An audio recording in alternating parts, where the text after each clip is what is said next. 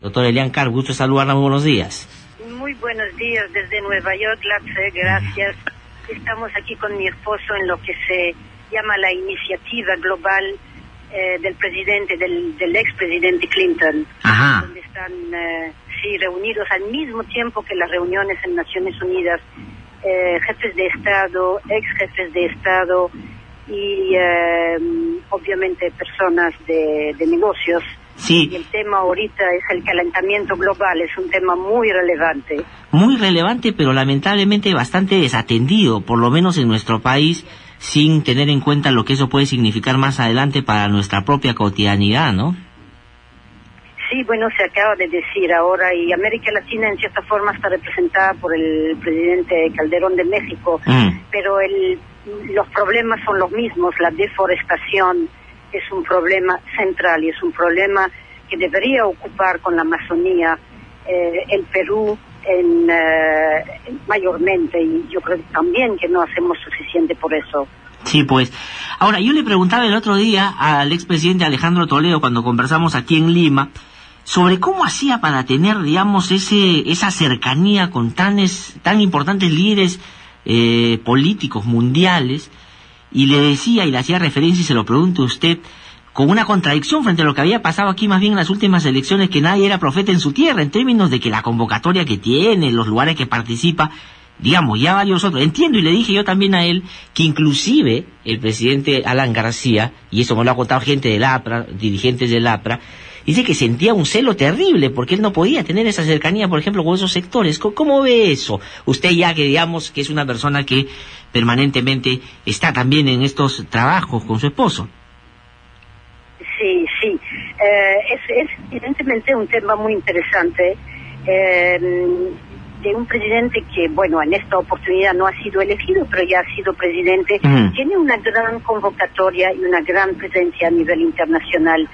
Yo creo en cierta forma que es interesante que este tema no ha salido a relucirse durante la campaña, y tal vez nadie es profeta en su tierra, yo no sé, pero la presencia que él tiene, el respeto por su trayectoria es algo extraordinario, que él ha evidentemente creado, que es el Centro Global para la Democracia y el Desarrollo. Tiene una convocatoria con prácticamente expresidentes y jefes de Estado, investigadores, académicos, que todos trabajan la relación entre democracia y crecimiento económico e inclusión social, que no se ve en el Perú. Tiene muchísima razón, y es un tema bien interesante. Este tema no ha sido levantado bien en la campaña, y yo creo que el hecho que no ha ganado, yo ya he manifestado mi punto de vista sobre esto, es por una serie de manipulaciones de quienes acabas de mencionar, ¿no? Que no querían que él llegue al poder. Yo creo que si no hubiera habido esa serie de manipulaciones, él estaría trabajando para el Perú como él quería, poner su experiencia, que ahora es una experiencia internacional, al servicio del Perú, justamente.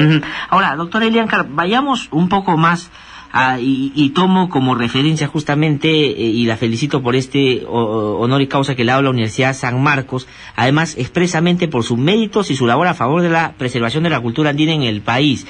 ¿Estamos, cree usted, en un nuevo momento, a propósito de lo que se ha podido hacer en poco tiempo de este gobierno sobre el tema de la ley de consulta previa? Usted ha dicho que esto es un primer paso para el empoderamiento de las comunidades indígenas en el país. Pero en la práctica, ¿en qué se va o se puede traducir eso para que, digamos, ellas sientan no solo inclusión, sino que tienen la posibilidad de decidir en torno al tipo de desarrollo que ellos también quieren? Sí, eso es fundamental, es central hoy día en el tema de nuestra democracia. La presencia de los pueblos indígenas, sean andinos, amazónicos o de la costa, para decidir sobre el futuro de sus comunidades, de su tierra y el uso de sus recursos. Yo creo que la República en general, los casi 200 años de República que ha tenido el Perú en su formación, no ha sido muy generosa en reconocer derechos indígenas. Y creo que el proceso de la consulta previa, que está recién por implementar, que ha sido aprobada por el Congreso finalmente, después que el Perú lo ratificara, creo que en el año 93, o sea, así es. Llevamos más de una década pensándolo, ¿no? Pero finalmente, después de tanto tiempo, ponerlo en práctica, hacerlo ley, reglamentar la ley, y sobre todo encontrar los mecanismos de ponerse todos en la mesa con iguales derechos y tener derecho de palabra, derecho de palabra, tener derecho de opinión y negociar directamente a pares iguales con las empresas, con el gobierno y los indígenas a través de sus representantes. Creo que es un gran progreso y por eso he dicho es el principio de un empoderamiento de los pueblos indígenas como ellos lo ven, con derechos, con derecho a territorialidad, con espiritualidad propia. Ahora, lo interesante a través de esto es que durante este largo proceso que se va a empezar a organizar, vamos a ver evidentemente no solo puntos de vista diferentes, sino cosmovisiones que se van a evidentemente confrontar. Sí, pues. Y es muy interesante eso, porque vamos a ver un Estado tal vez que quiera promover mucho más que los pueblos indígenas, un proceso de extracción para evidentemente sacar recursos y tener recursos que repartir para los cánones y para las regalías. Sí. Y vamos a ver comunidades indígenas que van a ser más conservadoras en eso. De acuerdo.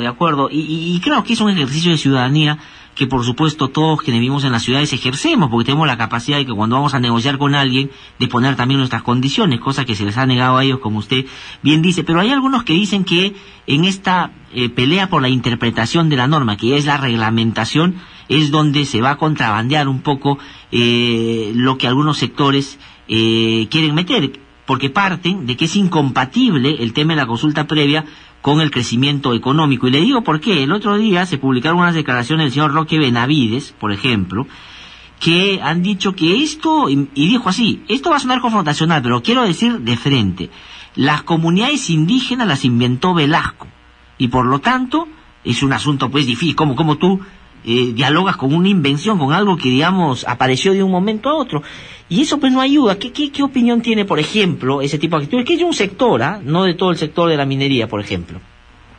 Correcto, es una posición probablemente un poco extremista. Hay dos posiciones aquí. Primero, que las comunidades, lo que llamamos ahora de los pueblos originarios, no las inventó Velasco, tal vez les dio un nombre y transformó. Es lo que también discutí en la conversación en la casona en San Marcos, ante el gran honor que me hicieron del doctorado honoris causa. Tal vez Velasco utilizó las palabras de indio para que sea menos peyorativo a comunidades campesinas y comunidades nativas, les quiso dar un estatus, eran francamente peones explotados, que era una cosa inadmisible. Entonces, eso es una cosa positiva. Ahora, el término, digamos, en forma lingüística tal vez ha sido inventada por Velasco, pero las comunidades indígenas y los pueblos originarios existen mucho tiempo antes que el señor Benavides y su familia llegaran al Perú. Eso tiene que ser muy claro. Y están ahí desde más de 500 años. Sí, y ahora están organizadas antes de que existiera la presencia de empresas como la del señor Benavides. Sí, pues. Sí, permítame que le haga una pregunta en relación a esto, porque ya estamos en el paso siguiente a la norma esta de la consulta previa, y lo que hay que prever es una institucionalidad fuerte y suficiente para que se haga bien y, digamos, se compatibilicen los intereses de quienes también son ciudadanos y necesitan ser incluidos como ciudadanos en un país que siempre los ha dejado de lado. Y ahí se habla que no tenemos esa institucionalidad, y es verdad, esto va a estar a cargo, por ejemplo, del Ministerio de Cultura, del Viceministerio de Interculturalidad, y no se tiene ese basamento institucional. ¿Qué hacemos para eso? ¿Cómo empezamos? ¿Qué fortalecemos? ¿Cuál es su opinión sobre eso? Primero, sacamos la reglamentación de esta ley, que es muy importante porque aquí en el mundo anglosajón utilizan mucho la palabra el diablo está en el detalle, así de la ley. Entonces es extremadamente importante reglamentar esta ley y los mecanismos de interacción, si van a ser entre dos, entre tres, quiénes van a sentarse en la mesa y quién va a decidir en caso de que no haya consenso. ¿Quién va a dar la última palabra? Eso es fundamental también.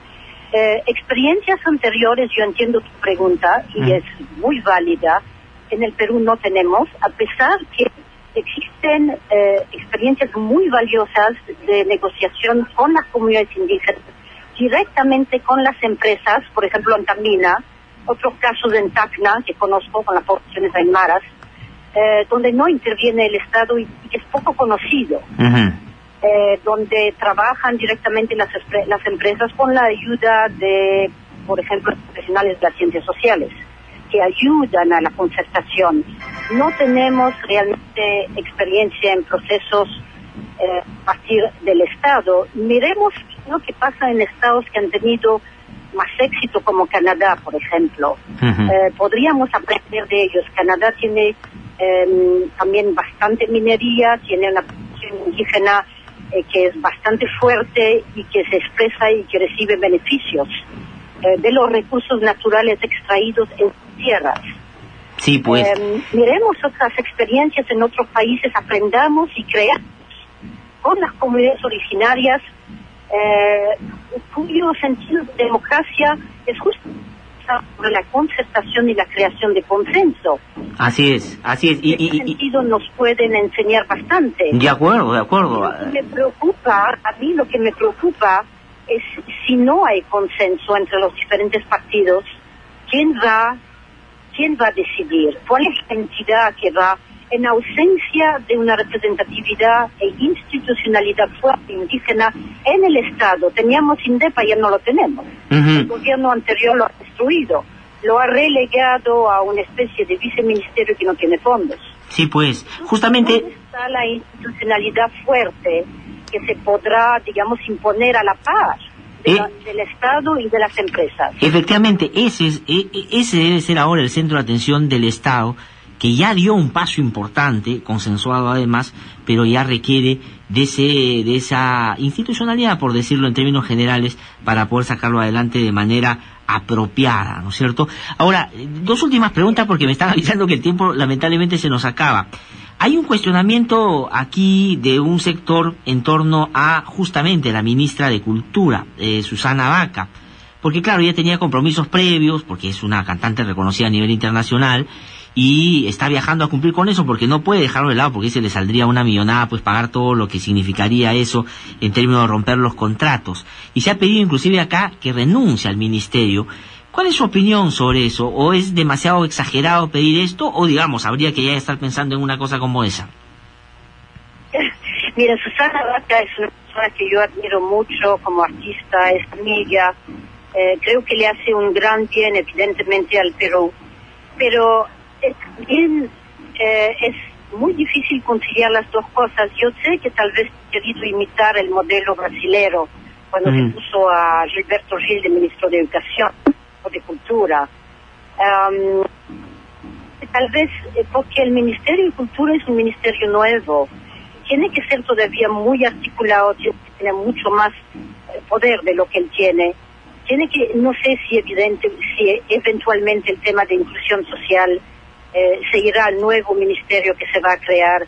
Tiene ahí el tema del Canal 7, tiene ahí el tema de patrimonio nacional, patrimonio arqueológico. Es un ministerio complejo y tal vez ella tendrá en algún momento que decidir dónde quiere estar, ¿no? Esa es una decisión que ella tiene que hacer. Sí.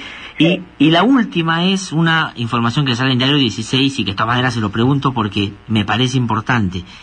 El presidente García creó una beca que se llamó la beca Haya de la Torre para jóvenes sin recursos, cosa que es un hecho loable, por supuesto. Pero hoy ya se publica, con testimonio de muchos de ellos, que nunca les dio un centavo a todos ellos, a los que ganaron esta beca. Tengo 20 segundos para que me responda y disculpará usted el apresuramiento, pero ¿cuál es su opinión sobre esto? Bueno, eso es un tema muy complicado. Yo creo que no entra dentro de toda la lógica de examinar todo un proceso que se ha dado estos últimos 5 años. Es parte de este proceso. No verlo como un hecho aislado, sino como una de manejo del Estado que ha habido los últimos 5 años. Sí, pues sí tiene que por cierto investigarse. Doctora Elian Karp, muchísimas gracias por habernos atendido esta mañana. Vamos a tener seguramente alguna otra oportunidad para seguir conversando. Por lo pronto, que le vaya bien. Muchísimas gracias, ¿ah? Muchísimas gracias y gracias por los mecanismos para lograrla sobre la mesa. Muchísimas gracias a usted.